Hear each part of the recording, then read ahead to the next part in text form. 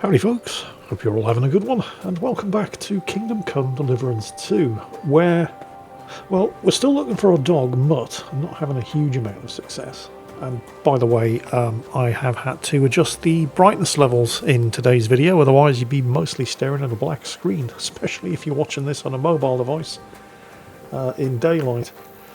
Because what we're actually doing right now is, in the middle of the night, although right now it's early evening, we're looking for Lord von Berghoff's gamekeeper, who's out in the woods doing gamekeeper things and hasn't been seen in a couple of days, which isn't incredibly unusual according to his son, because he's a drunken arsehole, the gamekeeper that is, not the gamekeeper's son, and he quite often just goes out, gets drunk and stays out in the woods. He's got, I mean, he's a gamekeeper, so he's got various different camps scattered around while he's out there doing gamekeeper things.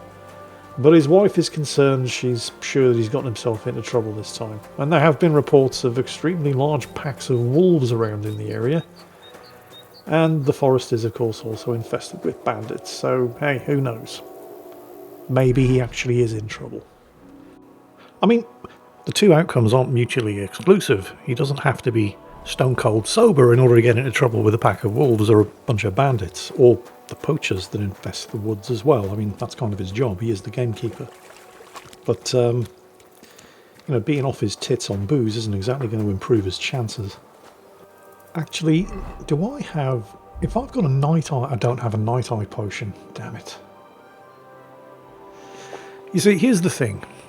If you're searching for somebody in the woods at night and you're carrying a torch, that will improve your chances of finding them, because it will, you know, illuminate the area around you. But it massively improves the chances of something or somebody else finding you first. Because they'll see you coming long before you see them. And the woods are infested with wolves, poachers and bandits. So ideally, I'd prefer to be using a night eye potion. But I don't have one. Okay, so torch it is. Right, check the map. And, I mean, I don't have a precise location, but I do have a rough search area. And it's here in this sort of marshy swamp area, just to the north of whatever that lake or pond is. So, I think my best chance of not getting surprised by anything nasty out here is I'm going to have to keep my ears rather than my eyes open. Because that's the other thing. At night, sound does travel further. It's all to do with temperature gradients and blah, blah, blah, and science and reasons. But I'll probably hear them before I see them. So, where is this guy? Let's double check the map. Hang on a second, I don't think I have the correct quest highlighted. Yeah, there it is. So I'm slap bang in the middle of the search area. He's around here somewhere. Or, well, should be. That's the thing about this game, or one of the things about this game. The quests aren't scripted in the way that they are in a lot of other games. Oh, I found a hunting spot. Well, that's just teasing, isn't it? I found a boar hunting spot, but the thing is, hunting boar is poaching, and poaching is punishable by hanging, and I'm looking for the gamekeeper. So yeah, thanks, game. But yeah, the quests in this game aren't kind of scripted the way that they are in a lot of other games. What I mean by that is, if I don't find this gamekeeper in time, he's going to die.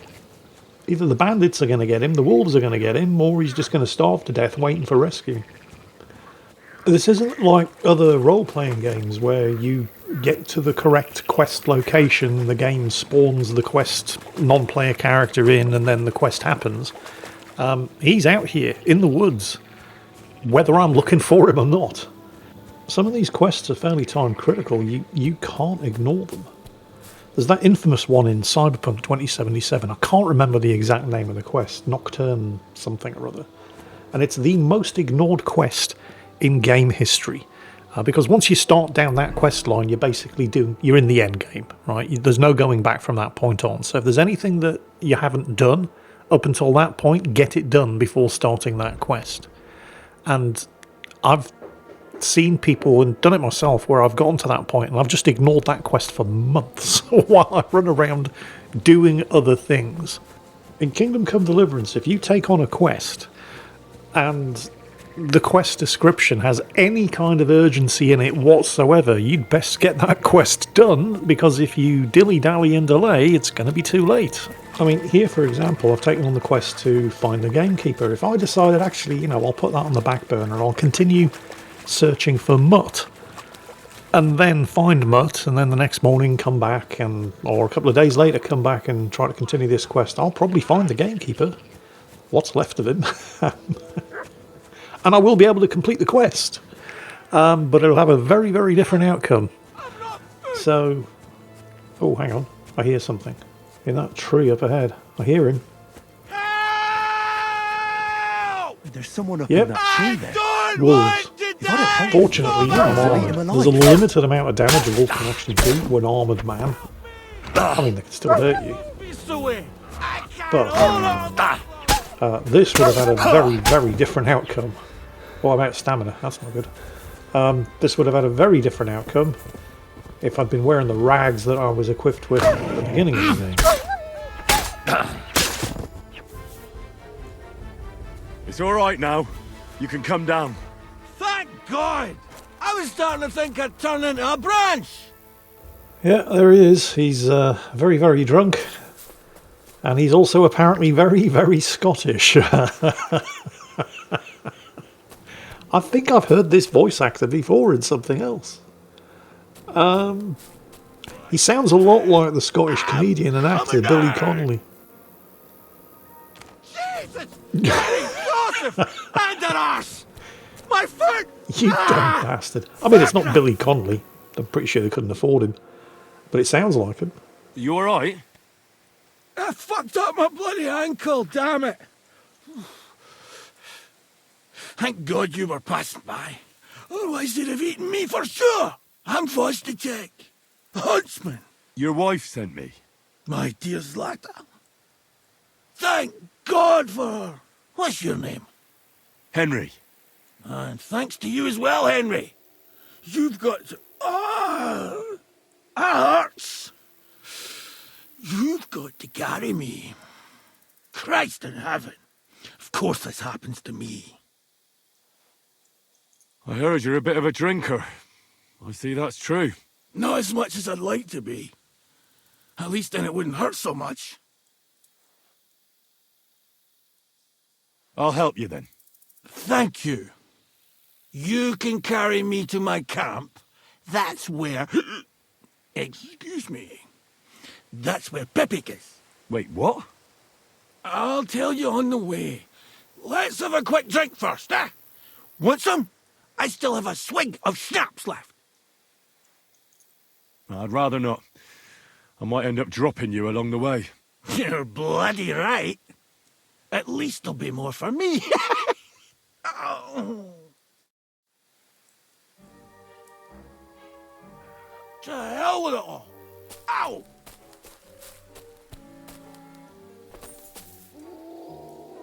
It hurts. Christ. Fucking hurts.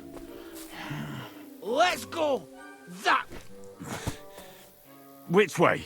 that way. For Christ's sake, I can't see where you're pointing. Turn away from the pond. You know, I've seen this happening, or rather, heard this happening in a couple of other games recently, and I think they must all be using the same sound processing software.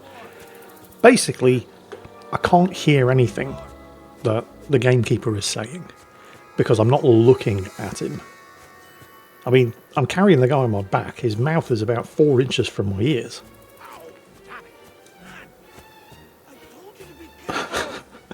It's a shame because the dialogue is hilarious.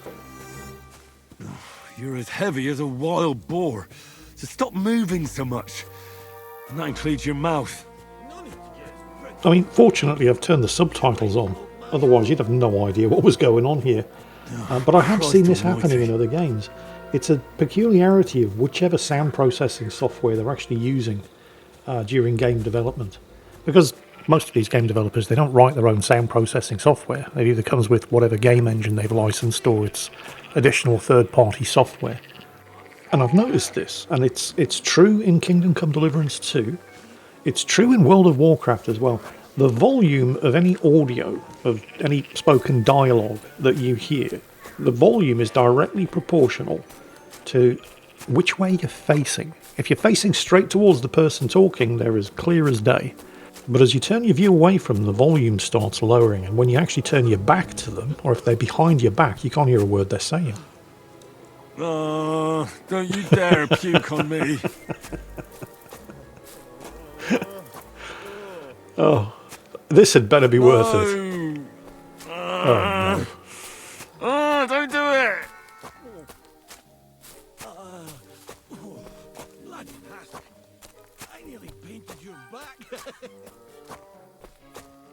Yeah, he nearly puked all over me. Again, this would have been... I mean, this is a great quest, but it would have been so much better if you could actually hear what the gamekeeper was saying. And it's bizarre, because, I mean, I'm carrying him on my back. Realistically, his mouth is probably 6 inches away from my ear. He should be loud and clear, but because of the way whatever software they use and processes the audio, because he's behind me, I can't hear a word he's saying. Oh well.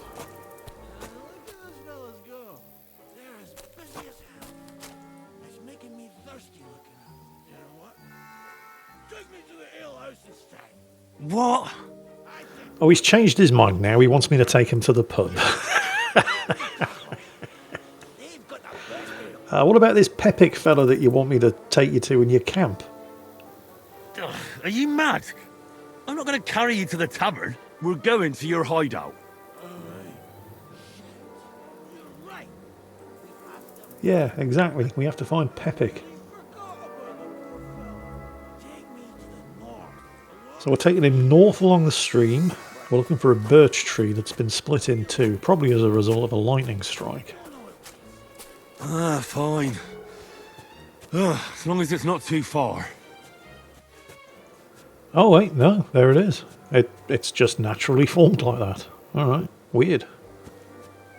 Also, this is a deer hunting spot, apparently. So I'm looking for a marker. A marker?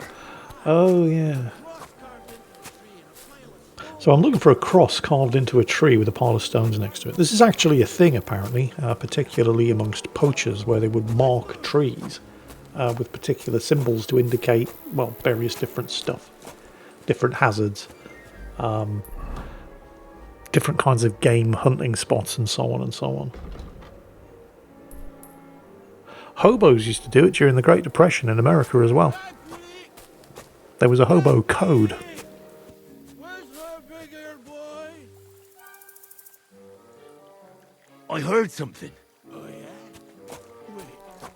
Me too. Something's coming. It's nearly here. Oh, did he just fart? If you fart in my dirty face one more bastard. time, you can walk the rest of the way. But yeah, American hobos during the Great Depression, also like itinerant workers just wandering from place to place trying to find work and jobs, they used to have their own hobo code. Oh, there we go, there's the mark on the tree and the stones. And they would mark places like, well, for example, on the road to a farmhouse, if the people living there were particularly generous, there'd be a hobo mark for that. You know, they'll let you sleep in the barn, for example.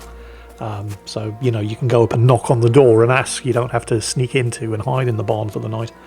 Or the exact opposite, like, you know, dangerous dog. You know, don't approach, the dog will get you. A whole code for hobos travelling around America during the Depression, letting them know where to and where not to go. And these kind of poachers' marks are more or less exactly the same thing. Anyway, finally, found his camp. Not sure where this Pepic guy is, though. Where's Peppy? At least we can hear him now. Let's see if I can stand up.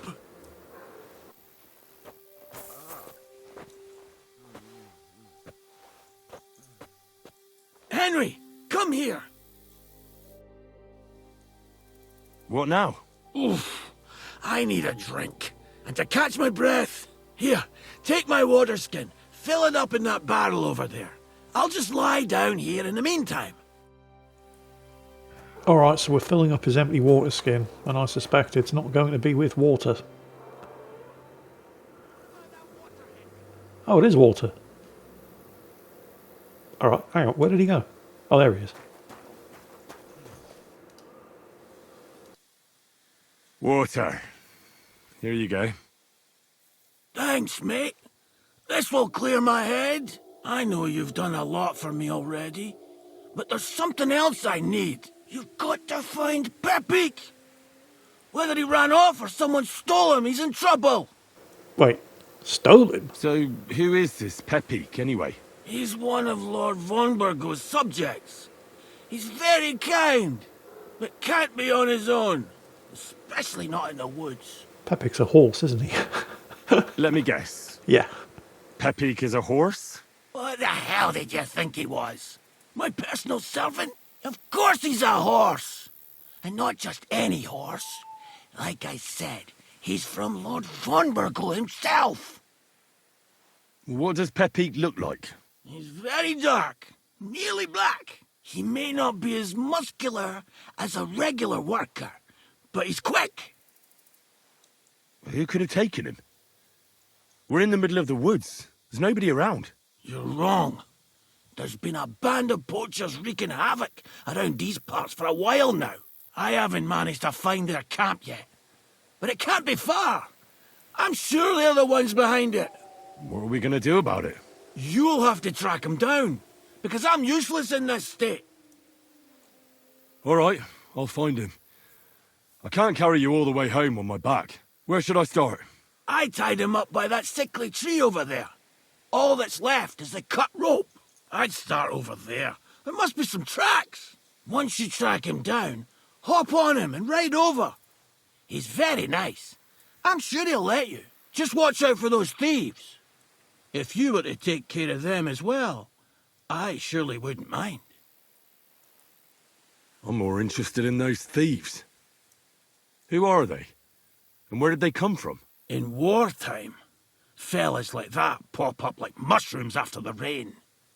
And all they want to do is prey on others. Don't overthink it too much. They're a bunch of fuckers, and nobody will miss them. Do you have any idea how many there are? Definitely not many. Judging by the tracks, maybe 4. That's all I need to know. Will you manage all by yourself? Who do you think I am? A little girl? What if some more wolves show up? Why would you even say that? Get out of here and stop scaring me! I'm on it. Rest up in the meantime. Thanks, friend. And another thing. I had a hunting crossbow on the saddle. If you find that as well, keep it, for your trouble. Right, so we're tracking down his horse, Pepik. He's almost certainly been stolen by a bunch of bandits. Now, I can help myself to all of the stuff in this chest. Unfortunately, no Nighthawk potions. So, again, no night vision potions. But, I mean, you know, this is all useful stuff. Especially the Saviour Schnapps. That's basically a save game potion. And I can always use the bandages. Although, you know, hopefully I'm not going to need to. So, I mean, it's technically possible that Pepik just wandered off by himself. But let's face it. He was tied up, somebody cut the rope, the bandits had got him.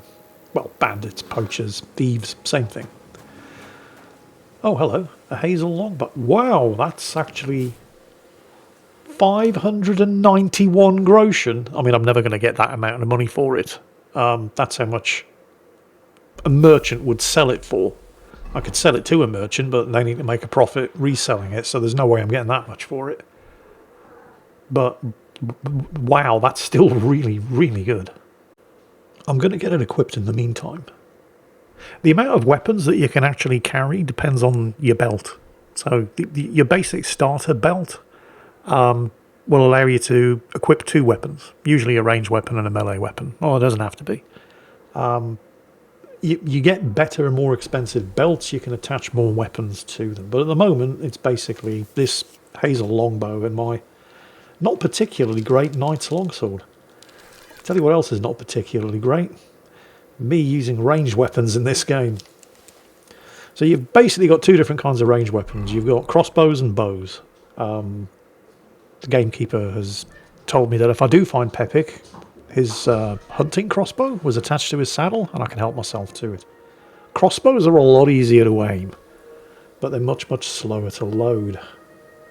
And when I say easier to aim, that's not the same as being easy to aim. Ranged combat in Kingdom Come Deliverance 2, much in the same way that it was in the first game, is not easy.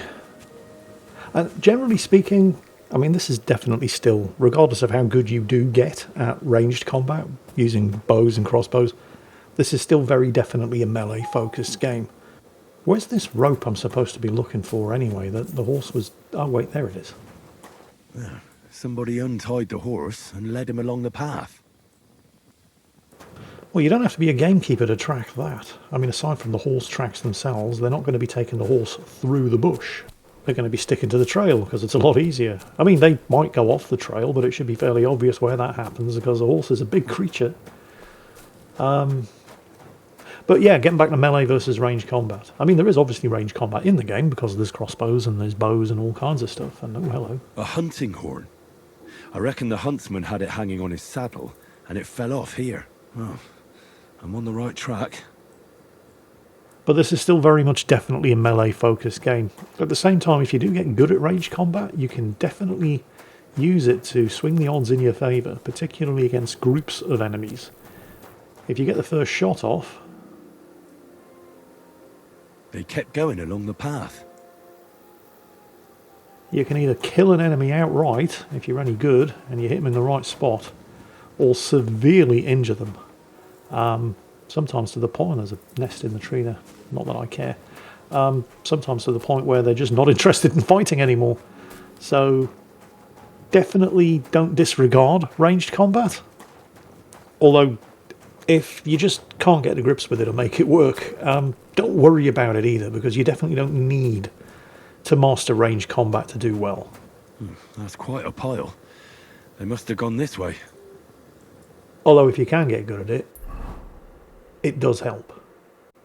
Like everything else in the game though, I mean there's a huge number of factors that go into how effective you're going to be with a bow or a crossbow, not least of which is the quality of the bow, the crossbow, and the type of ammunition you're using.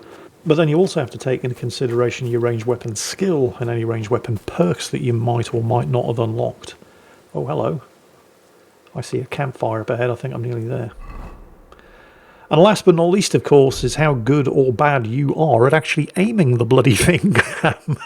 Because if you can't aim for shit, it doesn't matter how good a crossbow you're using or how good your ranged weapon skill is. You ain't going to hit anything. Anyway, enemy camp up ahead. I'm switching to my stealth gear. There's a number of different ways you could go about doing this. You could sneak in, try to find the horse and then just get out of there. You could sneak in, assassinate them all, find the horse and get out of there. A saddlebag. They emptied it and threw it away. I could sneak in, poison their cooking pot, then retreat to a safe distance and wait a few hours. That would also do the trick. Of course, I'm going to need some poison for that, and I'm not sure I have any. Or I could just toss my armour on, grab my long sword, walk in the middle of the camp, say, come and have a go if you think you're hard enough. They can't be far now. Yeah, I know exactly where they are, Henry. I can see their campfire. One at a time, or all together. It's all actually, I prefer one at a time, because there's at least 4 of them in there, at least according to Vostotech. And he might be as drunk as a badger's arsehole, but, well, he's a gamekeeper. He knows tracks. That must be the poacher's camp. I've got to be careful now. I don't actually have to kill all of the poachers. I just have to get the horse back. Killing the poachers is a bonus objective. I'm not even sure what I'm going to get if I do kill all the poachers. But the thing is, I'm not sure what I'm going to get from Vostotech. What I will get for killing all the poachers is all of their stuff. And I'm almost broke. I only have something like 113 groschen to my name. So I'm going to kill them all.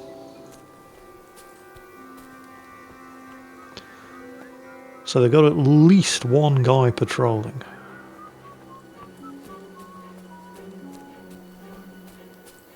Okay, nice and easy does it. Ooh, I reached a new level in agility from all this sneaking around.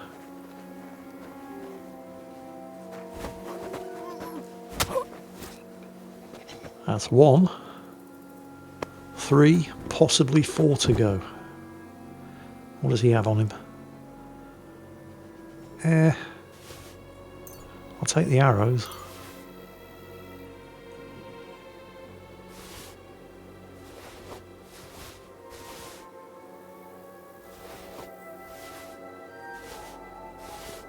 I'll take everything, screw it. I'm under my weight limit. I'll probably end up ditching most of this after I've looted the chests in the camp, where they'll have better stuff. Okay.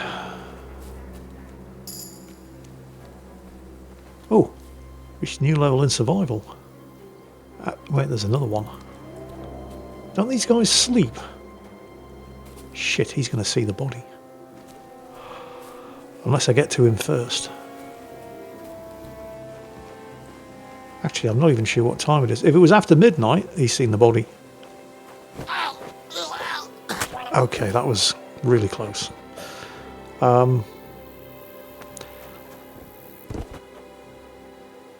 If this was after midnight, they'd probably all be asleep with the exception of a sentry. I mean, I couldn't wait until after midnight, although I think that ship has sailed because I've left bodies lying around. So I don't think that's going to work anymore. Alright, well, whatever. In for a penny, in for a pound. So how many are left? Foster Tech said maybe 4.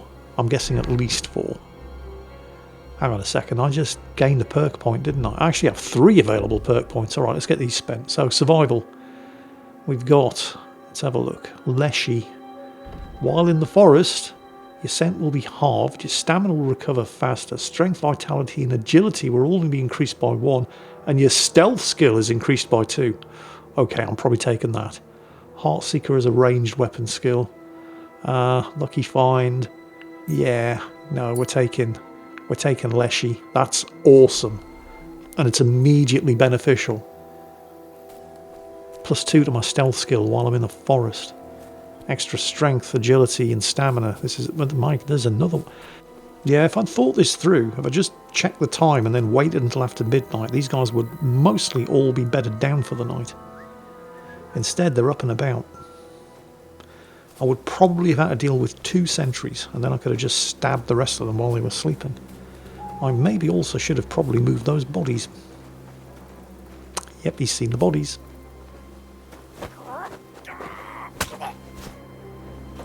Oh well. Right, that's 3 of them dead. I mean, ordinarily I'd be thinking I probably don't want to leave that body lying just there. But I mean, how many more can be wandering around? Also, I'm at my carrying capacity limit, and I do not want to go over it because I have to start running. You can't sprint if you're overburdened. And most of the shit that I've picked up, I'm probably going to have to end up ditching because there's going to be better stuff in the chests in the camp. So how many more are there? There's a chest there, for example. Oh, looks like I gained a perk point. There's at least 1 chest. It's a medium lock. I don't want to be picking the lock right now, though. The game doesn't pause while you're looting or picking locks. Oh, there's Pepic. At least I assume that's Pepic. Certainly matches the description. There's more bandits up and about, though. I mean, I could throw a stone to try to attract his attention and get around behind him. Or I could just wait. Oh, he's coming this way. Yep. Let's just wait. Luckily, Pepic isn't reacting to my presence. He's about to see the bodies. Maybe I should have moved them. Oh well. Would have, should have, could have, didn't. Got him. You can screw this up, by the way. It's not just dependent on your stealth skill. There's a certain element of timing involved here as well. They can break free. And then suddenly you're in a sword fight and you're completely unarmoured. And that's bad. And that was the last one. Which, when you come to think of it, is kind of unrealistic. I mean, how would Henry know that he'd gotten all of the bandits in the camp? I've killed, what, 5 of them? Maybe there's 6. maybe there's one more who just went into the woods for a shit or something, and he's about to come back and see all of his friends lying here dead, and me looting the bodies. I mean, I know that there are no more because the game just told me, but realistically, I wouldn't know that. I mean, at some point you've got to draw the line. There's game mechanics. But I do know that I've got them all, and now I can just help myself. I can have some of their food. I could have poisoned this food pot, by the way, just sneaked into the camp and poisoned it. That would have sorted them all out. I would have had to wait a few hours, probably until morning, for them to wake up and have their breakfast. But there's multiple different ways of approaching scenarios like this. And anything that would probably work in reality, you can almost certainly try here in the game. So I don't need to be sneaking around anymore. Just in case, I'll put my armour on and help myself to the contents of all their locked chests, because where there are locked chests there are going to be keys, otherwise the bandits have locked themselves out of their own possessions. So I did manage to actually loot a key from one of them, which I could use to just get into the chest, or I could try and lockpick it. And I'm going to go for the lockpicking attempt, because if successful it's going to improve my lockpicking skill. And if it's not successful, well, at the worst it's going to cost me a lockpick, and I've got a key, so I can still get in. Oh, nearly there. Come on. Come on. There we go. Nice. Holy shit, there's some good stuff in here. A shield, which I'm going to have. Although you can't use a shield with a longsword. Broadsword, yes. Longsword, no. The helmet is amazing. There's some really good armour in here. 51 groschen. And the miscellaneous stuff. Well, I'll take the silver chalice. I'll take the salt as well, because it's not particular. In fact, I'll take it all. And I mean, obviously I'm here to get the horse, but let's not be hasty. Let's have a look around here. So, the armour in particular, that bell-shaped kettle hat is amazingly good. Way better. I mean, it's not that it's better than the mail coif that I currently have equipped. It's in addition to the mail coif that I currently have equipped. Armour in this game, it works by layering it. You can't just toss a mail shirt on. You need some kind of padded or quilted armour underneath. And it's the same with head armour. You need some kind of coif, whether that's padded or quilted or a specially designed mail coif, and then a collar, and then you can put an armoured helmet on top of that. But you can't just wear the armoured helmet. You need some kind of padding underneath. So, yeah. Armour is cumulative in this game. Is there another chest in here? Sometimes there's more than... Oh, hello. What's going on here? Now, again, I can try to pick the lock, because I'm going for a lock-picking skill increase here, and it's only a medium quality lock. My lock-picking skill is terrible, which is why I'm trying to improve it. This will get easier as I improve my lock-picking skill. I mean, you know, it's kind of obvious, but there we go. Unlocked. No lockpicking increase, but I'm getting there. And again, I mean, if this fails, I do have the key. And there's another 2 chests in here, and they're both medium. Anything else just lying around that I can pick up? Apparently no. Alright, so what's in these 2? So we've kind of hit the jackpot here. I mean, there's always at least 1 chest in a bandit camp, but I've got 3 in this one. Looking for the sweet spot. Where is it? There it is. Found it. Now I need to basically rotate the lock while keeping that sweet spot more or less in the same position. The complexity of the lock. I mean, you can see... There we go. We got it. Oh, hello. There's some actual decent stuff in here as well. The difference in lock complexity will show in how many visual... I can't think of the right way to put it. We'll go to the next lock. I'll have a go at picking that, and I'll explain when I can actually show you the lock up on screen. So here's the next and final. There it is, wrong side. There we go. Again, medium difficulty. So we're going to have a go at lock picking it. Now, so first I'm looking around for the sweet spot, and when it gets big and yellow, I found it. Now I need to keep that aligned as I rotate the lock. And notice there's a sort of bit sticking out into the middle that I'm using as a guide as I rotate. Okay, and it didn't work, which is a factor of 1, me being crap, and 2, my low lockpicking skill, as well as the complexity of the lock. But I'm seeing these sort of spiky bits sticking out into the middle. Spike's the wrong word. Because this is a medium difficulty lock. If this was a hard lock, there'd be less visual reference points for me to use to align the sweet spot with while I'm rotating the lock. And screw it, I've got the key. I'm just going to use it to unlock it. There's some good stuff in here. I mean, you know, it's not amazing. But considering I'm down to 226 groschen, and I was at about 113 groschen before I raided this camp and murdered everybody and stole all their stuff. And now I can sell all this gear as well. Although I am overburdened. But being overburdened means you can't fast travel and you can't sprint. You definitely do not want to be overburdened if you're going into a combat situation, because if things get bad, you can always run away, which you cannot do if you're overburdened. However, I should be able to ride. Can I ride the horse if I'm overburdened? I guess we're going to find out. No, I cannot. We can take a quick look, though. I mean, I don't currently have a horse. Pepik seems to be a pretty damn good horse. Here's the issue, though. I can't mount him because I'm carrying too much. God damn it. Alright, I'm going to have to lose some stuff, which is a shame. You can actually use, if you have a horse of your own, you can use it as a beast of burden. It has its own inventory and its own weight limit. So if Pepik was my horse, I could just ride out of here with all this stuff by loading some of it on the Pepik saddlebags. But he's not my horse, so I can't do that. So I'm going to have to ditch some stuff. Which is a bit of a bummer, because I could have sold all this stuff to get some cash.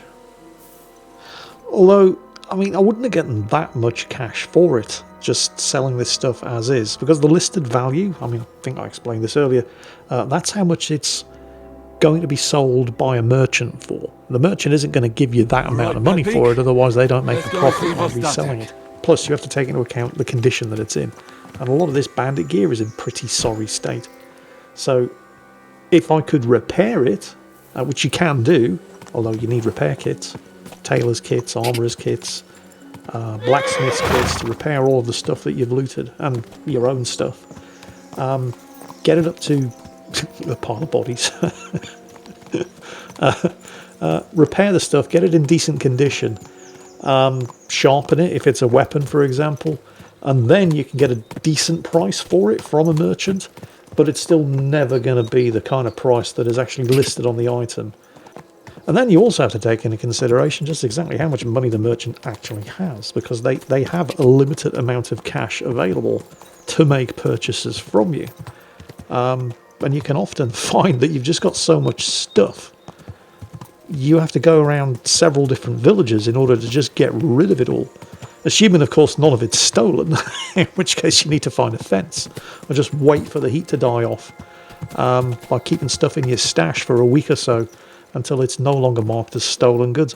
And there are perks that you can accumulate that will influence how quickly something is considered stolen goods, and therefore how quickly you can get rid of it. Anyway, what the hell's going on here? Am I just not in the right spot? It's telling me to mount Pepik again. Is there a specific spot in the camp I have to actually deliver him to? There is, isn't there? Oh, come on, game. Where is it?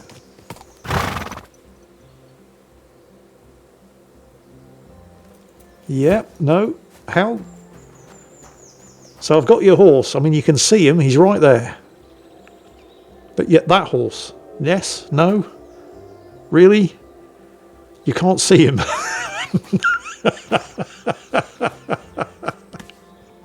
Let me get him a bit closer. So, you see this horse? The one that I'm sitting on, right in front of you? This one? You do see him, right?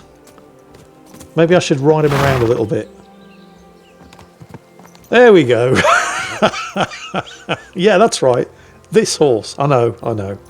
He's very subtle. I mean, he is black after all. You probably just didn't see him. I found Pepik. The bandits had him, just like you said.